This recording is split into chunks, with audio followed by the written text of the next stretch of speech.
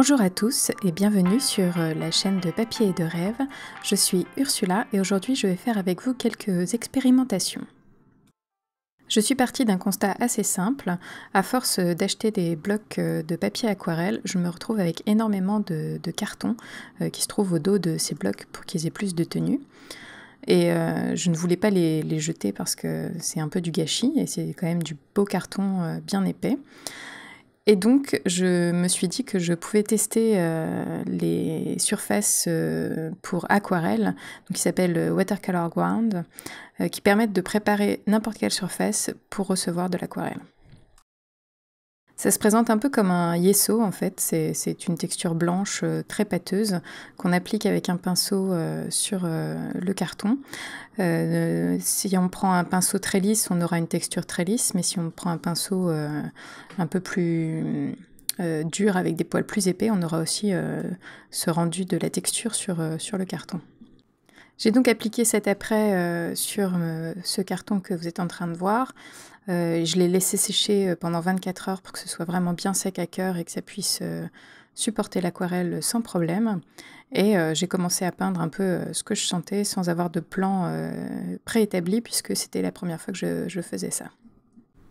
Mon but était avant tout de connaître cette texture, de savoir comment elle réagit pour pouvoir l'utiliser au mieux plus tard. Et je pense que j'aurai besoin encore de faire quelques expérimentations avec, car ça ne réagit quand même pas tout à fait de la même façon que le papier.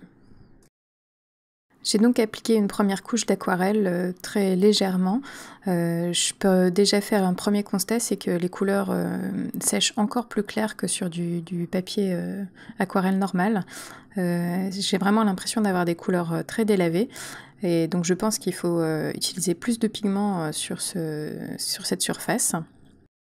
Mais sinon, l'aquarelle réagit vraiment presque comme du papier. L'eau reste un petit peu en flaque à certains endroits, donc il faut faire attention à ne pas utiliser trop d'eau. Mais les couleurs se fondent bien, les dégradés sont faciles à faire, la couleur est facile à appliquer, pour ça il n'y a aucun problème. Et avec ma deuxième couche, j'ai pu me rendre compte que je pouvais rajouter de la couleur sans réactiver la couleur en dessous. Alors peut-être que c'est parce que mes couleurs étaient trop claires à la base et que du coup ça n'a eu aucun effet. Donc c'est à vérifier, mais je pense que ça ne réactive vraiment pas la couche en dessous. Et la seule chose qui m'a vraiment perturbée pendant cette aquarelle, ça a été que je ne me rendais pas bien compte si c'était mouillé ou pas à certains endroits.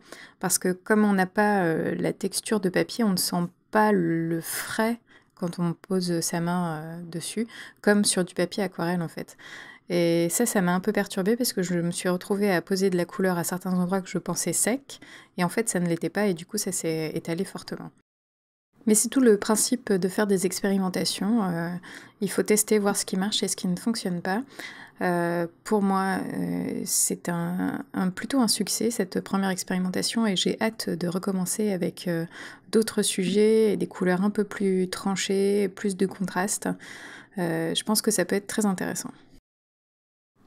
Et de toute façon, j'ai tout un stock de cartons à utiliser pour ces expérimentations, donc je ne suis pas à court et j'aurai de quoi tester et encore tester. Faisons maintenant un petit point sur le matériel utilisé. J'ai commencé avec un Escoda Versatile numéro 12, puis j'ai continué avec un Black Velvet Stripper qui est un pinceau dague. J'ai utilisé du bleu de manganèse, ma dernière acquisition, et du magenta, de l'or de quinacridone, du bleu Windsor et de l'or vert. Et donc mon support est un carton de papier aquarelle qui est assez épais et que j'ai recouvert de Watercolor Ground de Daniel Smith. En revoyant ces images, je me dis que en fait, les pigments ne voyagent peut-être pas aussi facilement que sur du papier aquarelle, car ils sont vraiment restés presque là où je les ai posés et se sont très bien dégradés, mais ils n'ont quand même pas voyagé jusqu'au bout du dégradé comme ils auraient pu le faire avec du papier aquarelle. Et par contre, ce qui est extrêmement intéressant, c'est de voir la façon dont la couleur bleue de manganèse que j'ai utilisée dans le coin en haut à gauche s'est déposée sur la surface. C'est une couleur qui granule et on peut voir vraiment cet effet assez fortement. Elle s'est vraiment déposée dans tous les petits reliefs de la surface et ça, c'est vraiment très très sympa à voir.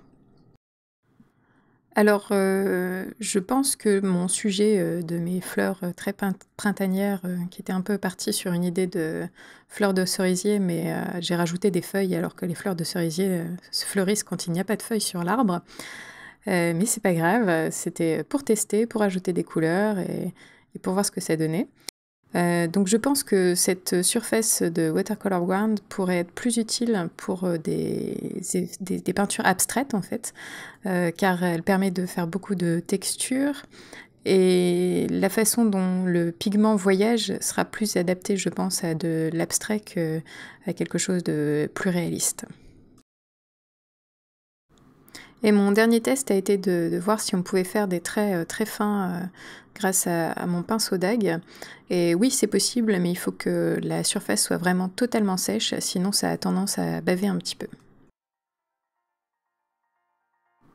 Et pour conclure sur cette première expérimentation avec de l'après pour aquarelle, je suis très contente du résultat. L'image est peut-être pas la meilleure que j'ai faite, mais ça n'est pas grave. Je suis contente d'avoir réussi à appréhender ce nouveau support. Je pense que ça va être très intéressant pour des futures aquarelles et ça me donne plein d'idées. Et je vais aussi sûrement essayer de l'utiliser comme moyen de corriger certaines parties dans des aquarelles. Alors je ne sais pas encore comment je vais faire ça, mais on va trouver, on va expérimenter, et c'est tout le principe. Et cette vidéo est à présent terminée, merci de l'avoir regardée jusqu'au bout, j'espère qu'elle vous a plu. N'hésitez pas à laisser vos commentaires, et à bientôt!